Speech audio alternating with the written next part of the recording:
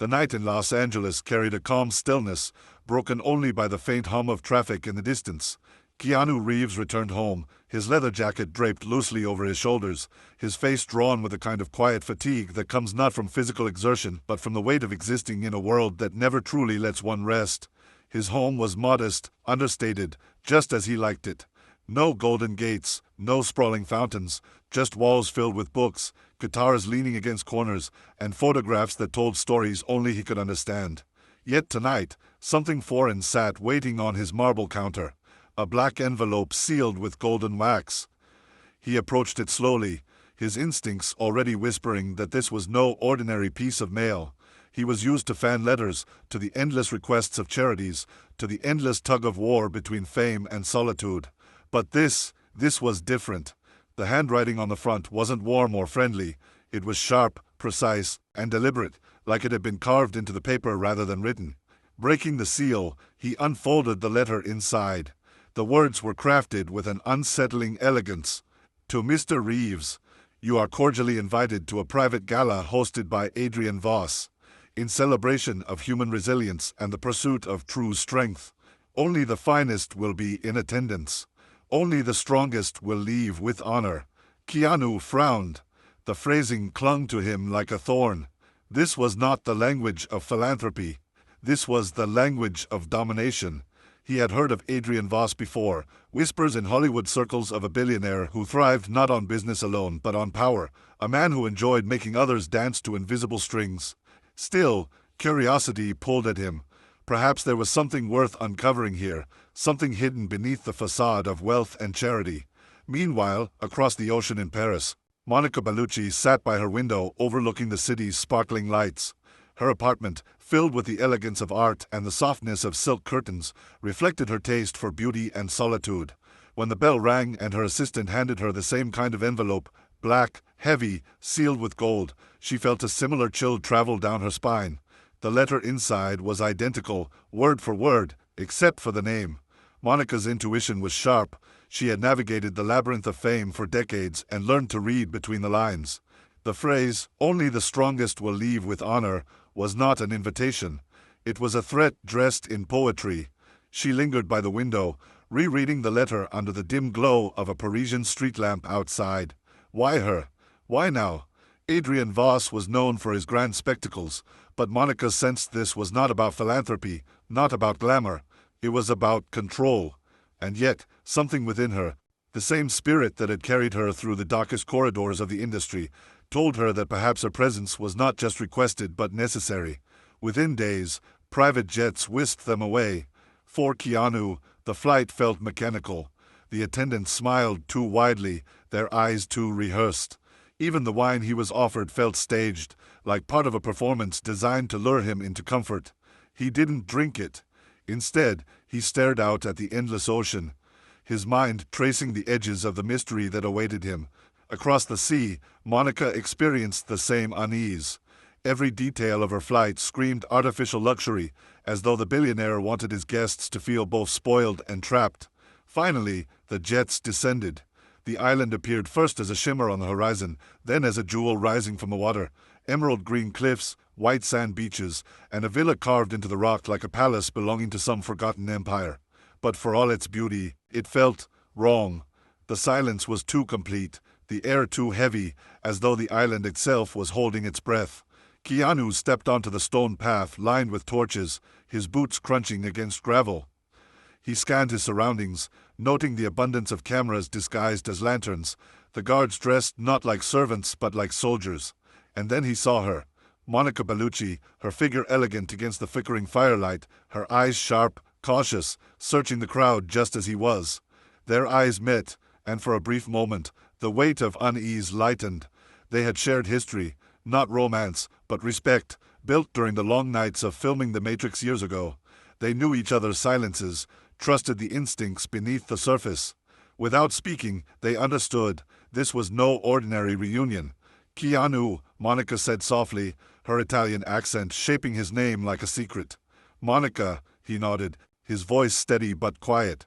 She leaned closer, her voice barely above a whisper. This doesn't feel like charity. It feels like a trap. He gave the faintest of smiles, though his eyes were grave. Then we don't walk into it blind. Together, they entered the villa. Neither yet knew the scale of the performance they had just been cast into, but one truth settled deep inside both of them. Adrian Voss had invited them into his cruel theater, and by the time the final curtain fell, the world would know his name, not as a master, but as a monster. The island loomed larger as the evening deepened, its jagged cliffs glowing under the dim light of lanterns placed strategically along the shoreline. From afar, it looked like paradise carved by gods, but the closer one came, the more it resembled a fortress, impenetrable, imposing, and unerringly watchful. The villa itself rose from the stone like a monument to arrogance, its glass walls reflecting the last traces of sunset, its spires cutting the sky like blades. Guests were ushered through iron gates by guards dressed in immaculate white uniforms. They carried no weapons openly, yet their posture, their synchronized movements, betrayed a discipline that could only come from military training. Keanu's sharp eyes swept the scene with caution. The air was thick with salt and silence, broken only by the rhythmic steps of guests shuffling forward in glittering gowns and tailored suits. He could sense the tension pressing down on them all. Everyone was dressed for luxury, but their eyes betrayed unease, as though they already suspected the paradise around them was only a stage for something sinister. Inside, the villa was overwhelming. Chandeliers dripped from the ceiling like frozen waterfalls, their crystals scattering fractured rainbows across the polished marble floor. Massive mirrors lined the walls, reflecting the guests so many times it felt as though they had entered a hall of illusions rather than a place of welcome. Staff members, dressed in black and silver, glided noiselessly through the room, refilling glasses before anyone even thought to ask, their faces stretched into smiles that felt rehearsed, almost mechanical. Every corner of the hall was lined with cameras cleverly disguised as ornaments, pearls embedded into frames, tiny lenses hidden within golden sconces. Monica's gaze flicked to them more than once, her instinctual wariness sharpening into certainty. This place was not just designed to impress, but to watch. She moved closer to Keanu, brushing past him with the casual grace of someone greeting an old colleague. To onlookers, it appeared effortless, but her whispered words carried weight. There are eyes everywhere, not just for security. He's studying us. Keanu nodded slightly, his expression betraying nothing. I know. Smile, but don't trust anything. Together, they glanced around the room at the other guests. There were familiar faces, actors with international acclaim, athletes at the peak of their careers, tech moguls, political figures, even royalty. They mingled, exchanged hollow pleasantries, but beneath the polished laughter was a fragile tension. No one asked why the invitations were worded so strangely. No one dared to break the carefully crafted illusion. Fear was already settling like invisible dust in the air, silencing the questions that would have been natural in any other gathering. The grand doors at the far end of the hall opened with deliberate slowness, and Adrian Voss finally appeared. His presence commanded the room instantly. He was tall, broad-shouldered, his silver hair slicked back with precision, and his suit cut so sharply it looked like it might draw blood. He walked with the measured pace of a man who expected the world to part before him, and it did. His smile was thin, predatory, and when he spoke, his voice carried a theatrical weight, bouncing off the marble walls with authority. "Ladies and gentlemen," he announced, "you are here tonight not merely as guests, but as champions. This is not a celebration of wealth. It is a celebration of resilience, of strength. Tonight, we discover who truly deserves honor." A hush fell over the room. Some guests forced polite smiles, assuming it was an eccentric opening for what must still be a gala. But others, including Monica, stiffened at the words. Who truly deserves honor was not the language of philanthropy, it was the language of judgment. The guards moved subtly closer to the doors, and with a flick of Voss's hand, heavy bolts slid into place, sealing the exits. The sound of metal locking into stone reverberated through the hall, final and suffocating. Monica's breath hitched softly, but she quickly masked it with a calm composure. Keanu, ever still, ever grounded, simply folded his hands and observed, his mind already calculating. Voss's gaze swept the room like a predator scanning its prey, and when his eyes landed briefly on Keanu and Monica, something in his smirk deepened. He knew who they were. He knew their reputations, their strengths, their defiance. And he was eager to test it. Dinner was served shortly after, but the tension remained. Silver platters carried delicacies from every corner of the globe, wines aged longer than most of the guests had lived, desserts crafted into architectural marvels. Yet few touched their food. Conversations flickered, hesitant, forced. The music from the string quartet in the corner sounded haunting rather than soothing, a thin veil over the unease that thickened with each passing moment. Keanu leaned slightly toward Monica, his lips barely moving. "This isn't charity. It's theater." Her eyes flicked to his, dark and knowing. "Then we must not play our parts." The dinner ended not with polite applause or casual conversation, but with the cold clang of a bell that echoed through the villa's grand hall. Guests froze mid-bite, forks halfway to their mouths, wine glasses trembling in nervous hands. The staff moved with rehearsed precision, whisking away plates and dimming the lights until only the massive velvet curtains at the far end of the hall glowed under a spotlight. Then, as if orchestrated for maximum drama, Adrian Voss rose from his golden chair at the head of the table and spread his arms wide. "Ladies and gentlemen," he said, his voice calm yet charged with an undercurrent of menace, "the true evening begins now." His words dropped into the silence like stones into a still pond, rippling through the room. Guests exchanged uneasy glances, but no one dared to speak. Keanu and Monica remained perfectly still, their instincts sharpening, their gazes fixed on the man who had engineered this theater. The curtains pulled back to reveal a stage unlike anything one would expect at a gala. Screens the size of walls blinked to life, showing live camera feeds from around the villa. The guests gasped as they saw themselves projected on the massive displays, every movement, every gesture caught from multiple angles. It became instantly clear they were not here for a performance, they were the performance. Voss stepped forward, his shadow stretching across the floor like a predator's. "This island," he declared, "is not merely a paradise. It is a crucible, a place where strength is revealed and weakness destroyed. You will each face a trial tonight. You will endure, or you will falter. And the world will know." His lips curved into a smile, but it was not one of warmth. It was the smile of a man who enjoyed watching others break. The first trial began with a famous athlete, a gold medalist whose reputation had been built on physical dominance. Voss commanded him to walk barefoot across a stretch of broken glass laid across the stage.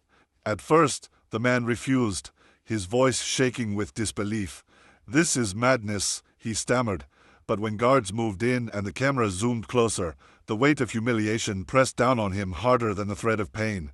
With every step, blood smeared the glass, his face twisted in agony as the audience was forced to clap. Some guests clapped out of fear, others out of numb obedience, but Keanu's hands remained still. Monica's eyes never left the man's broken figure, her jaw tightening with anger. This was not spectacle. This was cruelty disguised as entertainment. Next came an actress, celebrated for her grace and mystery, her private life guarded as fiercely as a fortress. Voss handed her a microphone and demanded she read aloud her most intimate secrets from a dossier his men had collected. Her face drained of color as she scanned the papers, letters to lost lovers, confessions from years past, words never meant for the public eye. Tears streamed down her cheeks as she read, each syllable tearing a piece of her dignity away. The audience shifted uncomfortably, but again, no one intervened. Fear had already shackled their courage. Voss, watching with gleeful satisfaction, turned his gaze to Keanu. "And now," he said smoothly, "let us see if the man known for his calm, his honor, his silence, will bend before me." The room stilled as Keanu was summoned to the stage. He walked forward with quiet composure, his every step deliberate, his expression unreadable. Voss's smirk widened as he delivered his command. "Kneel. Kneel before me, and declare yourself a servant of the game. Show the world that even the great Keanu Reeves understands who holds power here." The command reverberated through the hall. Cameras zoomed in, ready to capture the humiliation of a man revered for his dignity. But Keanu did not kneel. He did not even flinch. His gaze, steady and unyielding, locked onto Voss's with the weight of defiance. "I don't kneel for cruelty," he said softly, his voice carrying further than any shout. A hush fell over the crowd, heavy and electric. The billionaire's smile twitched, faltering for the first time. Fury sparked in Voss's eyes, and he turned sharply to Monica. "Then perhaps the lady will kneel for you," he sneered. Monica rose gracefully, her presence radiating defiance, her chin tilted high. The room held its breath as she approached the stage, her heels clicking against marble like the ticking of a clock. But instead of bowing, she stopped beside Keanu, her eyes blazing like fire. "You mistake silence for weakness," she said, her voice smooth but sharp as glass. "And arrogance for power. But true strength does not need to humiliate." Her words sliced through the hall, igniting murmurs among the guests. For the first time, Adrian Voss's carefully constructed illusion of control began to crack. His smirk wavered, his composure tested. And in that charged silence, Keanu and Monica stood shoulder to shoulder, unbroken in the face of cruelty, a defiance that would soon spark the unraveling of his entire empire. The billionaire's voice boomed through the grand hall, echoing across the marble floors and gilded ceilings. "Strength, loyalty, and submission," he declared, raising a glass of rare wine, "are the qualities I reward. Those who resist will be stripped of everything they value."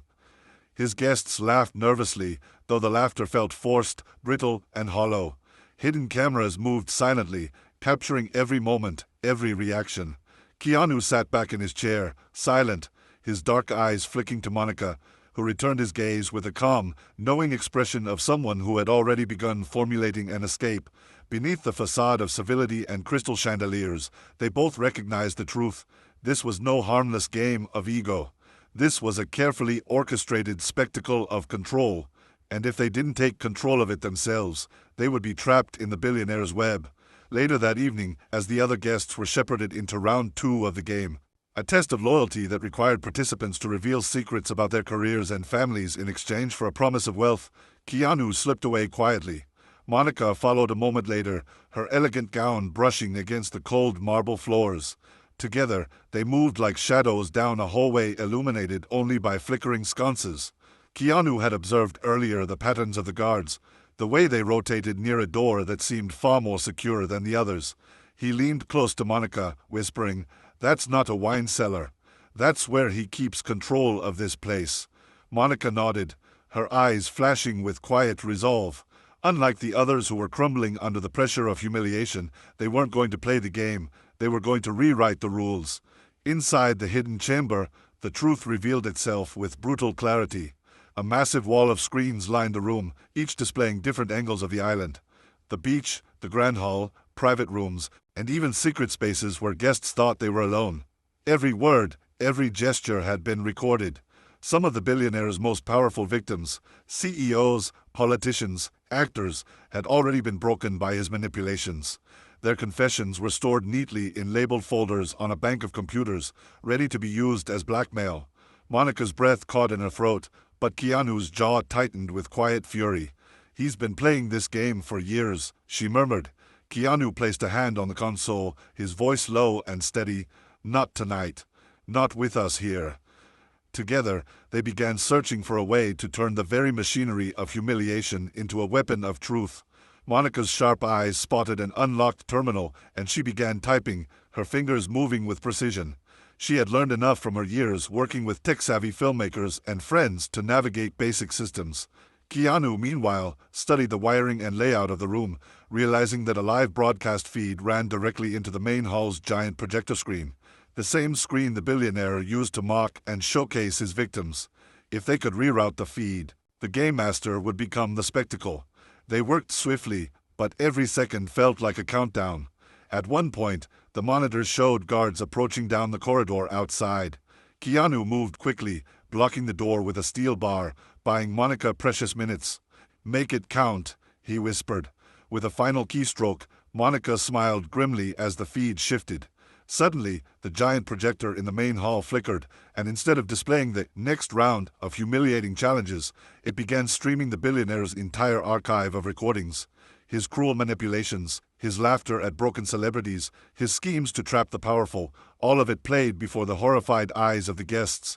Gasps and shouts filled the hall as reputations that had once been carefully hidden were revealed to have been built on blackmail. The billionaire stormed toward the projector, shouting commands to cut the feed, but Keanu's voice carried across the speakers, calm and steady, "Your game is over. The world is watching you now." The guests who had once looked afraid now rose in defiance. Guards, uncertain of their loyalty, hesitated, some even lowering their weapons as the balance of power shifted.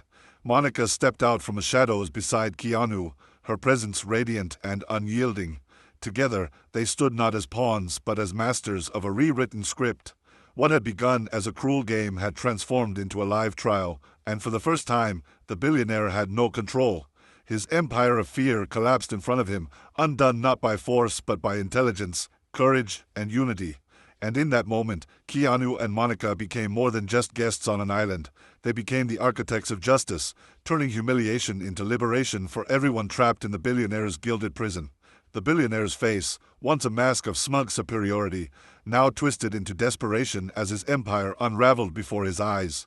The massive hall, which just an hour ago had echoed with forced laughter and hollow toasts, was now filled with angry voices, furious guests, and the heavy weight of truth.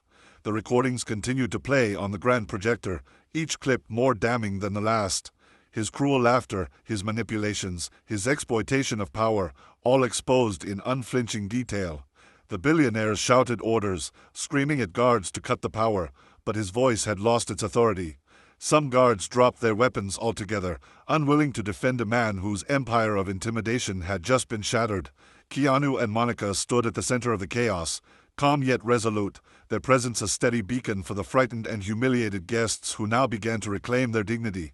The billionaire tried one last attempt at control. He climbed onto a table, his designer suit stained with sweat, and bellowed, "This means nothing. You're nothing without me. I built you all. I own you all." But his words fell flat against the tide of fury rising in the room. Several guests who had been forced into silence, actors, athletes, politicians, stepped forward, their eyes blazing with the courage of people who had finally seen the curtain fall. One woman, her career nearly destroyed by his blackmail, shouted back, "You don't own us anymore. Your reign ends tonight." The guests closed ranks, no longer fractured by fear, but united in their anger and relief. The billionaire stumbled backward, suddenly small and pitiful, as the crowd pressed forward. Keanu moved swiftly, stepping between the mob and the broken man, his voice calm but firm, "Justice isn't vengeance. Let the truth do its work." His words, spoken with quiet strength, reminded them that true victory was not in cruelty, but in reclaiming power with dignity. Within the hour, news outlets were broadcasting the story live. Monica had ensured that the recordings weren't just displayed in the hall. They were streamed beyond the island, out into the world. Helicopters hovered in the distance as authorities approached, alerted by the massive digital leak. The billionaire, once untouchable, was handcuffed and led away, his protests drowned out by the roar of the sea and the voices of those he had tormented. The island, which had once stood as his private fortress of control, had become the stage of his downfall. Guests embraced one another, tears of relief flowing freely. Some approached Keanu and Monica with gratitude, but the two remained humble, stepping back from the spotlight. "We just did what needed to be done," Monica said softly, her hand brushing against Keanu's as they stood together watching justice unfold. As dawn broke over the horizon, painting the sky with strokes of gold and crimson, the guests prepared to leave the island. The air was lighter now, no longer heavy with fear, but alive with the sense of freedom rediscovered. Many of the guests had been broken when they arrived, but now they walked with their heads higher, knowing they had survived the billionaire's cruelty and witnessed his empire collapse. Keanu and Monica stood on the pier, the ocean breeze tugging gently at their clothes. They exchanged a quiet look, a look of shared victory, not of glory, but of something deeper. They hadn't come here seeking to be heroes, but by refusing to bend to cruelty, they had become something greater. Monica whispered, her voice carrying the weight of truth. In the end, the game he created was his own undoing. Keanu nodded, his eyes on the rising sun. And all we had to do was hold the mirror. When the final boats carried the guests away, the island was silent. Where once there had been music, wealth, and manipulation, there was now only the echo of waves crashing against the shore. The billionaire's mansion stood like a hollow monument to arrogance, stripped of its power. For Keanu and Monica, justice wasn't about revenge. It was about reminding the world that even the most powerful could fall when confronted with truth. As they boarded the last boat, the wind carried the faint sound of chains rattling from the dock where the billionaire had been taken away. Monica leaned against Keanu, her elegant strength softening into quiet reflection. "Do you think people will remember this?" she asked. Keanu looked ahead, his gaze steady on the horizon. They don't need to remember us. They'll remember that power doesn't protect cruelty. That's enough. And with that, the boat pulled away, leaving behind an island that would forever be remembered as the place where the hunter became the prey, and where two unlikely allies turned a cruel game into a triumph of justice.